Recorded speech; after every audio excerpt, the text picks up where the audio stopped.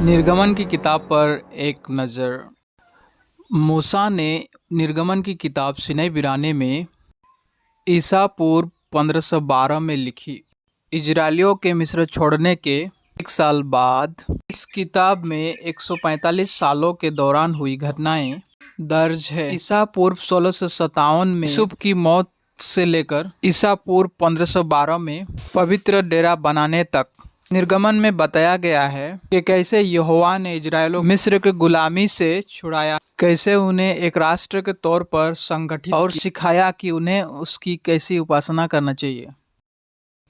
निर्गमन की किताब में अध्याय 1 में बताया गया है कि इजरायली की गिनती तेजी से बढ़ने लगी और इस वजह से फिरौन उनसे कड़ी गुलामी करवाने लगी।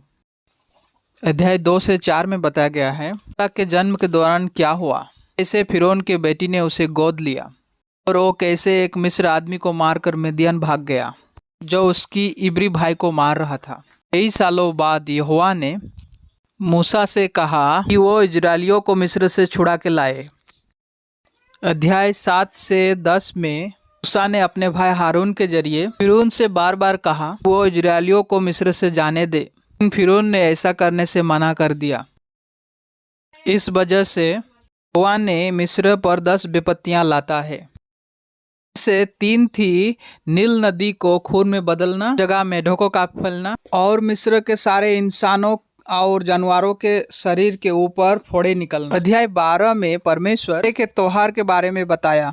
बाद उनके ऊपर 10वीं और आखिरी विपत्तियां में मिस्रियों का सभी पहलोटा मर गया। जब फिरौन ने देखा कि उसका बेटा भी मर गया है, तब मजबूरन इजरायलियों को वहां से जाने के लिए कहा।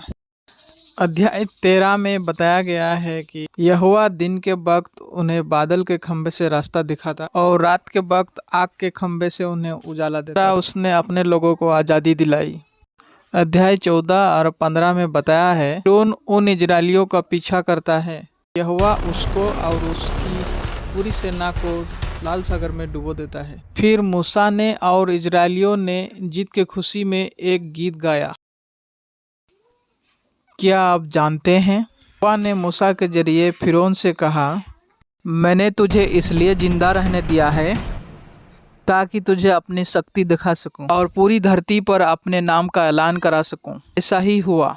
लोग परमेश्वर का नाम जानने लगे, यहाँ तक कि 40 साल बाद भी कनान के लोगों एरिहो में रहने वाली राहब ने भी लाल सागर में हुई घटना का जिक्र किया। इससे भी बढ़कर फिरौन का मौत उन लोगों के लिए एक चेतावनी जो यहोवा के खिलाफ जाते हैं और उसमें शैतान भी शामिल है।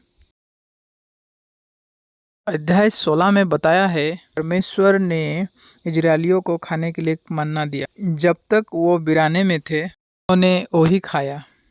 अध्याय 19 में बताया है कि मूसा सिनै पर्वत पे जाता है और यहोवा उससे वादा करता है कि इजरायली उसकी आज्ञा को सख्ती से मानेंगे, यहोवा के लिए याजकों से बना राज्य और एक पवित्र राष्ट्र बन जाएंगे। अध्याय 20 बताता है कि जब परमेश्वर ने 10 आज्ञाएं दी तो उस दौरान एक तेज गर्जन हुआ, बिजली चमकी और नरसिंगे का आवाज आई और सिनै पर्वत से धुआं उठा और ये सब लोगों ने देखा।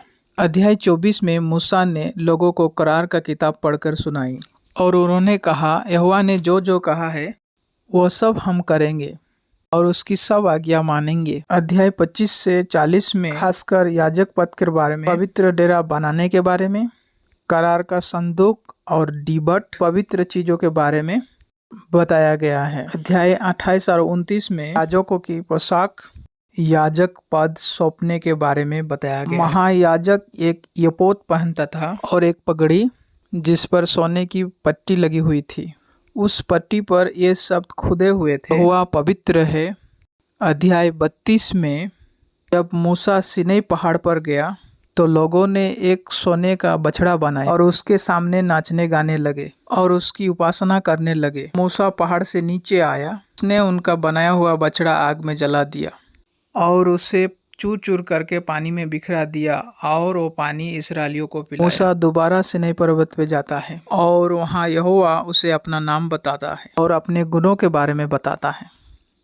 अध्याय 40 में बताया गया है बादल का खंबा पवित्र डेरे पर छा जाता है और डेरा यहोवा का महिमा से भर जाता है। निर्गमन का किताब पढ़ते समय ध्यान दीजिएगा कि कैसे यहोवा घमंडियों को नीचा दिखाता है, कैसे नम्र लोगों से अपना मकसद पूरा करवाता है और किस तरह इजरायलियों को आज़ाद करता है। इससे हमारा भी विश्वास बढ़ता है कि यहोवा अपने राज के जरिए हमें छुटकारा दिलाएगा। सोशल मीडिया का इस्तेमाल करते हुए प्रभु का वचन बांटने के लिए कोशिश की जा रही है। सो अगर आप इस चैनल को पहली बार देख रहे हैं तो कृपया इस चैनल को सब्सक्राइब कीजिएगा, और अगर आप सबों को इस चैनल को, इस वीडियो को अच्छा लगा है तो लाइक कीजिएगा और अपने दोस्तों को इस वीडियो को भेजने के लिए भूलिएगा मत। और बहुत बहुत धन्यवाद। Thank you so much. God bless you for watching.